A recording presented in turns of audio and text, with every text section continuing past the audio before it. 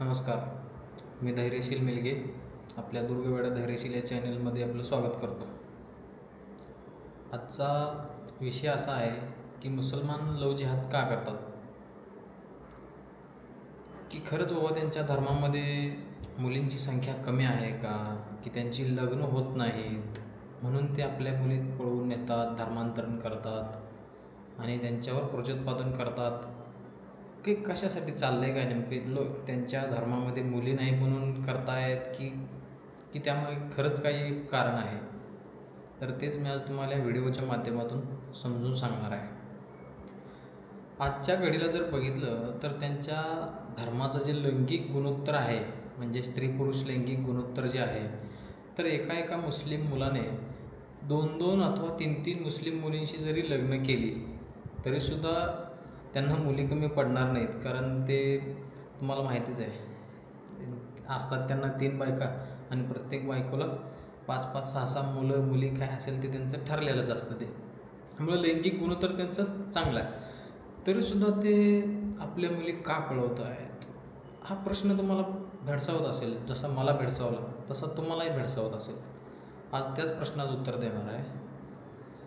विषय असा, आत्ताच्या आकडेवारीनुसार भारतातून रोज 1000 मुलींचं धर्मांतरण केलं जातं लव जिहादच्या माध्यमातून. आणि मशिदींवर अथवा मदरशामध्ये मुलींचे रेट कार्ड लागलेत. म्हणजे हिंदू मराठा मुलगी असेल तर 5 लाख रुपये, हिंदू दलित असेल तर 3 लाख रुपये, हिंदू ब्राह्मण असेल तर 7 लाख रुपये, असे रेट कार्ड लावलेले आहेत. आपल्याला ते बऱ्याच वेळा ते पब्लिश पण होतात. हिंदू कार्यकर्ते खूप मेहनतीनं काम करून या मुलींना वाचवायचं काम करत असतात. बरं, आता राहिला प्रश्न हा की करतात कशासाठी.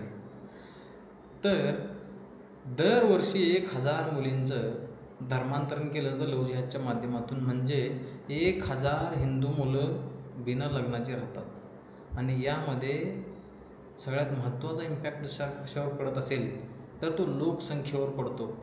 1000 हिंदू मुलांची लग्न नाहीत झाली म्हणजे 1000 हिंदू घरांची वंशवेल जाग्याला संपते. तिथे त्यापुढे त्या घराचा वंश वाढत नाही. लोकसंख्या घटण्यास हिंदूंची ही कारणं आहेत. 1947 पासून ते आजपर्यंत बघितलं तर मुसलमानांची लोकसंख्या ही 20% वाढली आहे आणि हिंदूंची लोकसंख्या ही 13% कमी झालेली आहे. याच्यामागे ही कारणं आहेत. आता यांच्या टार्गेटवर कोण असतं तर सगळ्यात आधी भीमकन्या, जय भीमचे नारे लावायचे.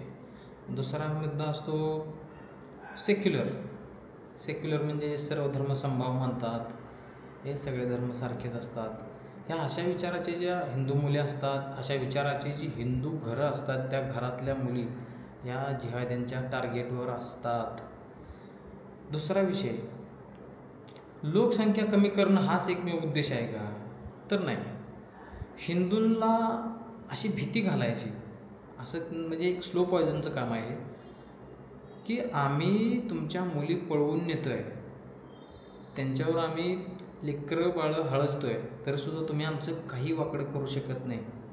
आणि ह्या सगळ्यामध्ये हिंदूंचा आत्मविश्वास खच्ची करायचा आणि हळूहळू ह्या सगळ्या गोष्टी घडवायच्या आणि हळूहळू हिंदू मुलांची लग्नच होणार नाहीत, ह्या सगळ्याची काळजी ते लोक घेत आहेत. आणि त्यासाठी रात्रंदिवस त्यांचे प्रयत्न चालू आहेत.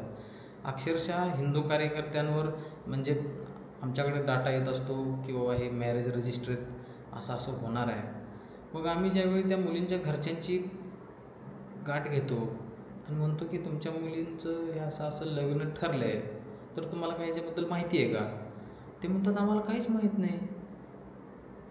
आणि जोपर्यंत त्या हिंदूच्या घरी कळतं, त्या मुलीच्या घरी कळतं, तोपर्यंत तो जिहादी ती मुलगी घेऊन फरार झालेला असतो.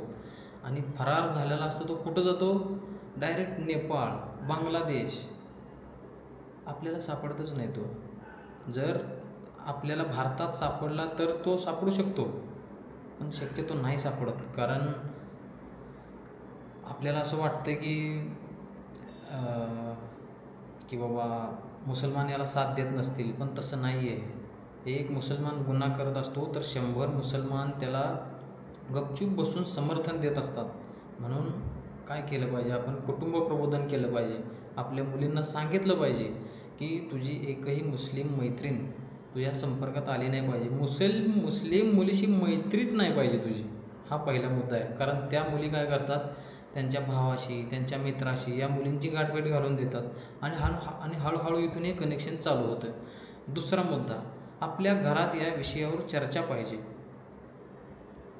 पारदर्शकता असली पाहिजे. म्हणजे खरंच आपल्या मुलीला कोणी फसवतं आहे का, आपल्या मुलीला कोणी त्रास देतं आहे का, हे वडिलांनी खुलेवार विचारलं पाहिजे. तुला कोणी बेटा त्रास देतं आहे का, कोण देत असेल तर मला सांग. या गोष्टी आपण विचारल्या पाहिजेत. जर हिंदूंनी या दक्षता नाहीत घेतल्या तर जगाच्या पाठीवर हिंदू समाज औषधाला देखील उरणार नाही, याची काळजी ते लोक घेत आहेत. नमस्कार, जय श्रीराम. आपल्या दुर्गवेढा धैर्यशील चॅनेलला सबस्क्राईब करा, लाईक करा, शेअर करा.